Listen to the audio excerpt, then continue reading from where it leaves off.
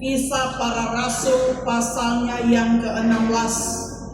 Kita membaca ayat 19 sampai dengan ayatnya yang ke-34.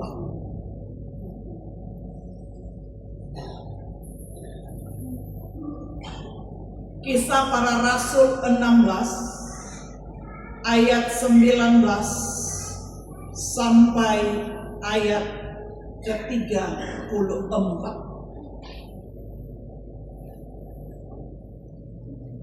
Saya mengajak kita membaca ini secara berbalasan responsorial.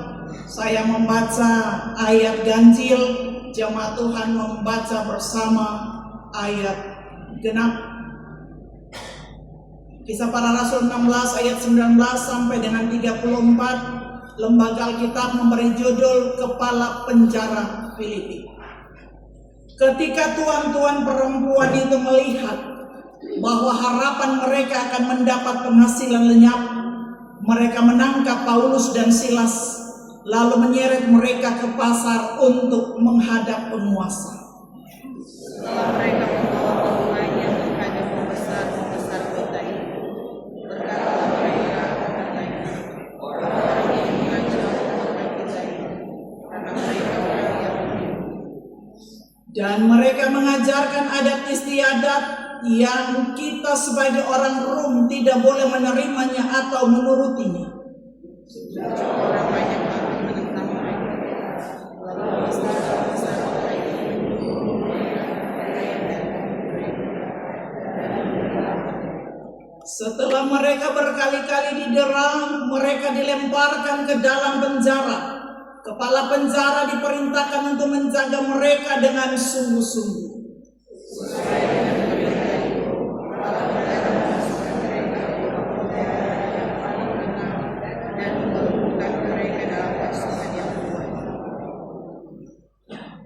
Tetapi kira-kira tengah malam Paulus dan Silas berdoa dan menyanyikan puji-pujian kepada Allah, dan orang-orang hukuman lain mendengarkan mereka.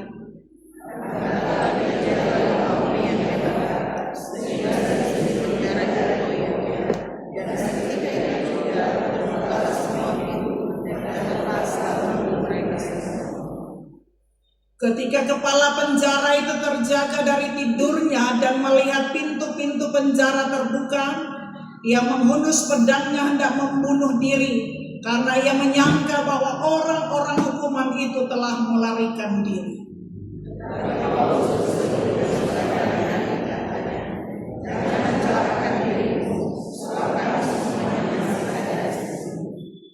Kepala penjara itu menyuruh membawa suluh, lalu berlari masuk dan dengan gemetar tersungkurlah ia di depan Paulus dan Silas.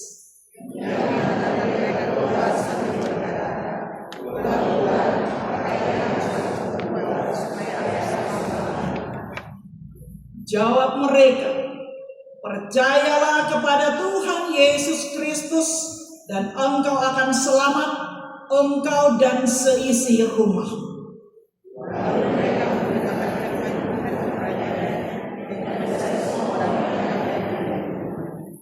Pada jam itu juga kepala penjara itu membawa mereka dan membasuh bilur mereka.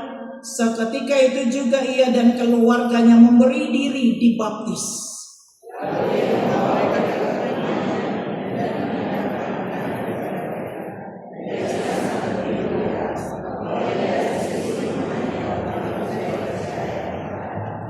Demikian firman Tuhan. Yang disebut berbahagia ialah setiap orang yang bukan hanya mendengarkan firman Allah, tetapi juga mau menghayati dan memperlakukan itu dalam kehidupan sehari-hari. Haleluya.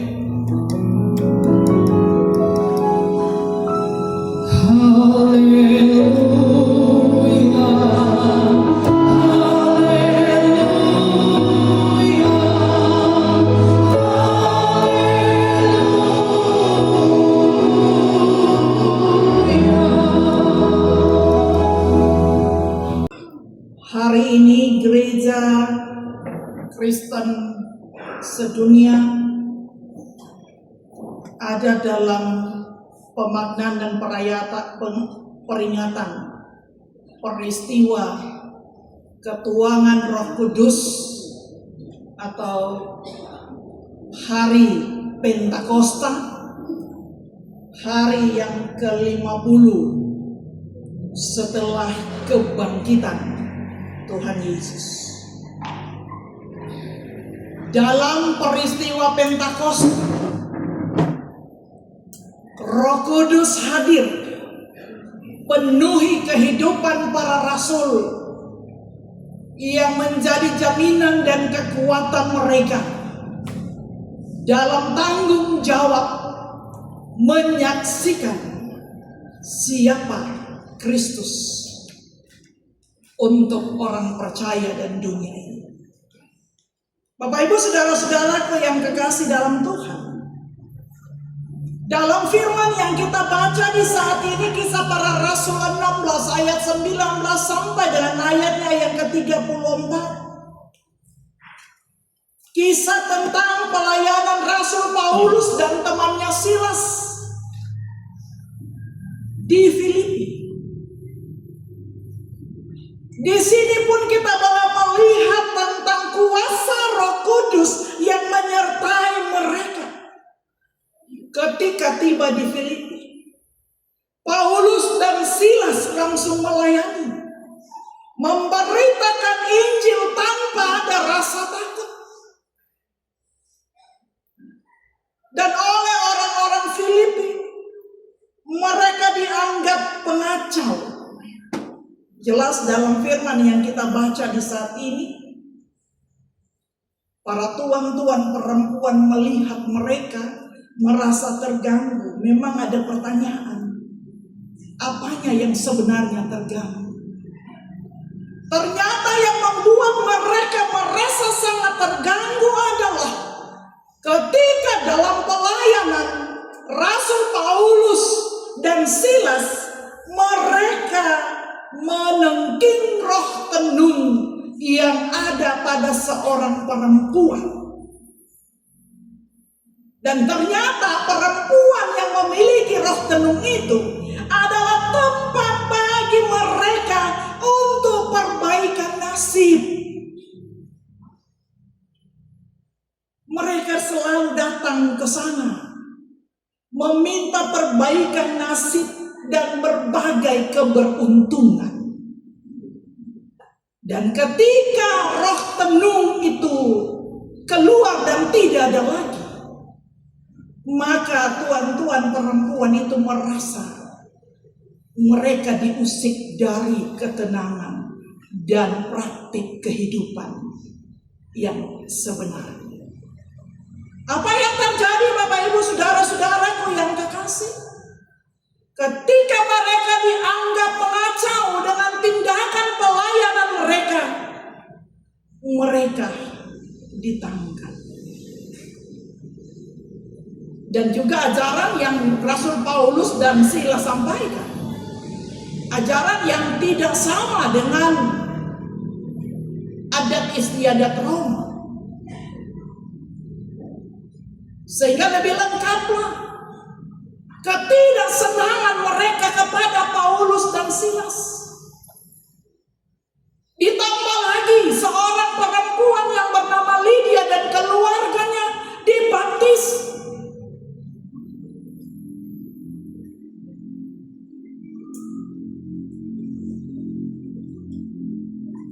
Apa yang dilakukan oleh Paulus dan Silas ternyata mengirim mereka berdua untuk masuk ke belakang di balik terali besi.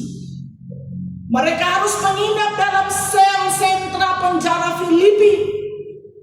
Tidak menginap begitu saja, kaki terpasung, mereka dicambuk. Dan mereka berdua terkapar tak berdaya dengan kaki yang terpasung.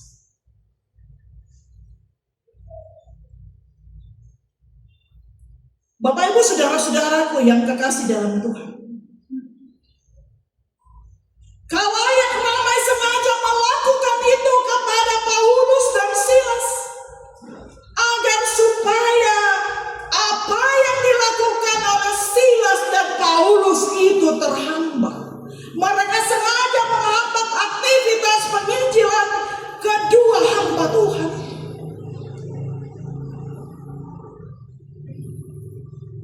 pertanyaan bagi kita, sanggupkah manusia menghambat pekerjaan Roh Kudus?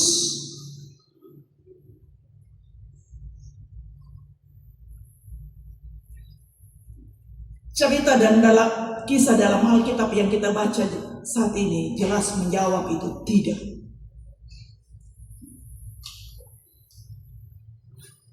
Paulus dan Silas berdoa dan memuji Tuhan di tengah malam. Apa yang terjadi? Pujian kepada Allah memiliki kekuatan yang hebat, yang dahsyat, yang mengguncangkan bumi. Pujian dan doa yang mereka sampaikan membebaskan mereka berdua. Saat mereka dipersulit, saat mereka dihamba, bangunan penjara goyah, pintu-pintu terbuka, belenggu yang membelenggu kaki mereka berdua terbuka. Kepala penjara justru pada akhirnya menawarkan diri untuk diproses menjadi pengikut Kristus. Dalam keterbatasan, dalam kelemahan, dalam penderitaan Paulus dan Silas, Injil semakin bertumbuh.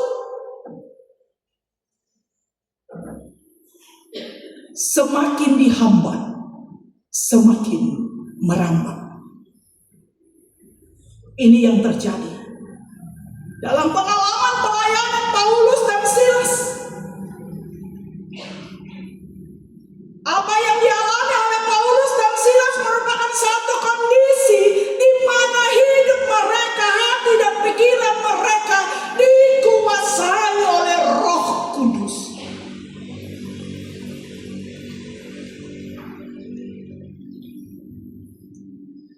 Di penjara, di tengah derita, upaya usaha manusia tidak berhasil. Karena Paulus dan Silas mengalami karya Roh Kudus yang luar biasa. Dan sesungguhnya Bapak Ibu Saudara-saudara, dalam perjanjian baru, dalam Injil Lukas, dalam Kisah Para Rasul, di sana disampaikan salah satu ciri orang yang dikuasai Roh Kudus adalah senang memuji Tuhan, senang bernyanyi dan bersorak bagi Tuhan. Efesus 5 ayat 18. Dan itu yang dilakukan oleh Paulus dan Silas. Apa yang dilakukan oleh Paulus dan Silas menjelaskan kepada dunia, kepada semua orang, bahwa doa dan pujian kepada Allah memiliki kekuatan yang luar biasa. Bumi bisa bergoncang, belenggu bisa terbuka, pintu yang terkunci rapat bisa terbuka sendiri, dan pada akhirnya kemenangan terjadi. Di ujung kisah yang kita baca sampai ayat 34, pada akhirnya mereka harus berkumpul di rumah kepala penjara. Di sana mereka bersyukur dan bergembira karena kepala penjara bersama seisi rumahnya menerima Kristus dalam hidup. Ini bukti Bapak Ibu Saudara-saudara, pekerjaan Allah tidak dapat dihambat oleh manusia. Pekerjaan Roh Kudus tidak dapat dikalahkan oleh manusia. Roh Kudus yang telah lama turun mendiami kehidupan kita manusia. Sesungguhnya kita semua yang mengaku percaya itu punya rasul-rasul, Roh Kudusnya penuh.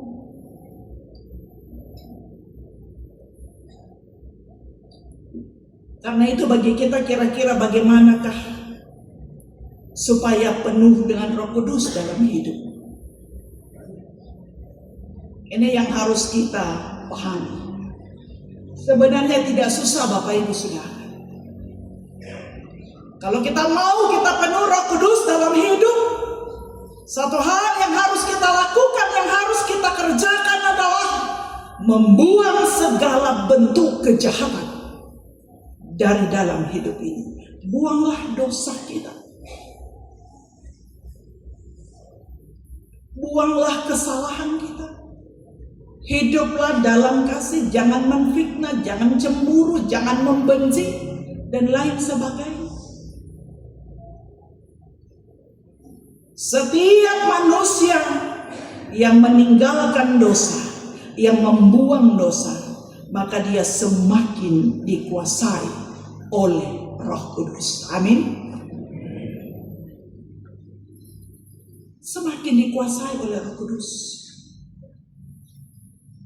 Bapak Ibu Saudara, ada kisah dua orang yang pergi ke pulau seberang untuk bersenang-senang, ya. Dorang dua pesinasa sunyana lain, ya. Barang makawata. Dorang dua bawa, dorang dua pe tola-tola. Dorang dua pergi dan bersenang-senang di pulau itu. Dorang dua pakai perahu apa kayu. Sampai di pulau itu, dorang dua perahu diikat di biasa kalau di laut ada jangkar, ya. Kalau dorang dua ikat di situ, dorang dua turun di pantai itu, dorang dua bersenang-senang sampai hampir siang. Jam 5, dorang dua baku panggil sobolejo, marijo mau pulang. Oke, mereka berdua pulang dan kembali menaiki perahu. So miring kiri, miring kanan. Ya, so nyanda normal mau berdiri. Dan dorang dua naik perahu, kembali dorang dua panggai. Biasanya nyanda mau sampai 1 jam, setengah jam menyeberang ke pulau itu. Tapi dorang dua 1,5 jam, itu matahari sore kepica, dorang dua nyanda sampai-sampai. Dorang dua bapak kayu terus. Karena suka suar-suar mabuk mulai hilang. Dan dorang dua sadar. Kiapa dorang dua nyanda mau sampai? Perahu nyanda dilepas dari jangkar itu. Dorang dua pikiran dikuasai oleh roh kemabukan. Soalnya tidak sadar. So tersuar-suar. Biasanya orang mabuk kalau setelah suar-suar begitu cepat hilang toh. Nah, ketika sadar, ternyata 1,5 jam bapak kayu tetap ada di tambah. Tidak ada kesadaran yang penuh bagi mereka berdua untuk menyadari ternyata jangkar itu masih ada. Mau sadar bagaimana lekan miring. Itu berarti mereka dikuasai oleh roh itu, roh kecil. Dorang dua baru sadar ketika mabuk habis, ternyata jangkar tidak dilepas. Bapak Ibu saudara-saudara, banyak orang Kristen mau hidup dalam roh, tetapi masih terikat dengan ikatan-ikatan duniawi, sama dengan jangkar tadi. So suka mau pulang dorang. Tapi karena mereka tidak dikuasai oleh roh yang sesungguhnya, tapi yang menguasai mereka berdua adalah roh pemabukan. Akhirnya lelah sendiri, nanti sadar ke belakang. Banyak orang Kristen mau hidup dalam roh, tetapi masih terikat dengan ikatan-ikatan duniawi. Ada banyak orang Kristen yang mau maju dan berkembang dalam iman kepada Yesus Kristus, tetapi tidak mau melepaskan dosa dan tidak mau melepaskan kelemahan-kelemahan. Bertahan pada kelemahan. Salah-salah kok kita orang berdosa. Saudaraku,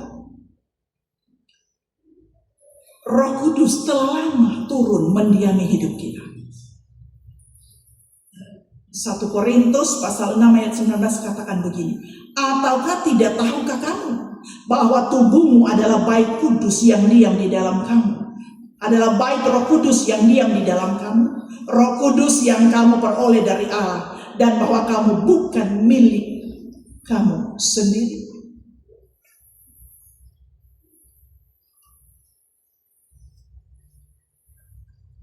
Firman Tuhan mengingatkan kita semua dalam perayaan pemaknaan Hari Raya Pentakosta ini. Ada 4 hal yang perlu kita pelajari. Kita belajar dari pengalaman Paulus dan Silas. Pertama, sukacita orang percaya ada di dalam hatinya dan tidak ditentukan oleh keadaan lahirnya. Penganiayaan tidak dapat melenyapkan damai dan sukacita orang yang sungguh-sungguh percaya. Amin. Sekali lagi, sukacita orang percaya ada di dalam hatinya dan tidak ditentukan oleh keadaan lahir. Paulus dan Silas menderita, tapi tidak pernah merubah apa yang ada dalam iman dan hati mereka berdua. Penganiayaan tidak dapat melenyapkan damai dan sukacita kita sebagai orang percaya. Yang kedua, musuh-musuh Kristus tidak dapat menghancurkan iman seseorang yang percaya dan yang memiliki kasih kepada Allah.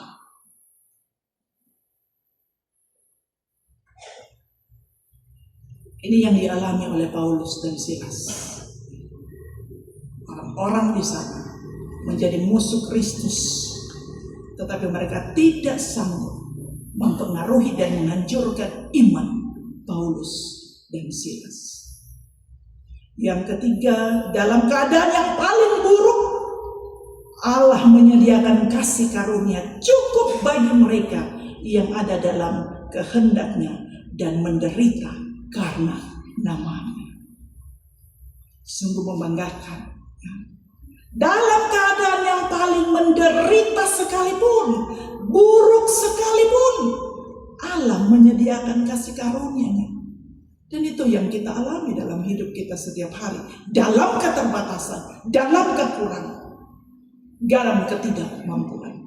Dan yang terakhir, roh kemuliaan yaitu roh Allah ada padamu yang menderita karena nama Kristus. Berjalanlah terus Bapak Ibu Saudara, pikulah salib penderitaan. Dia akan menjadi nyata dalam karyanya yang luar biasa untuk perjalanan hidup. Jangan lupa, Roh Kudus telah ada di dalam diri kita sebagai orang percaya. Perlihatkanlah kepada dunia bahwa kamu adalah milik Roh Kudus yang menyertai dan memberkati. Selamat merayakan Hari Pentakosta. Tuhan memberkati. Amin.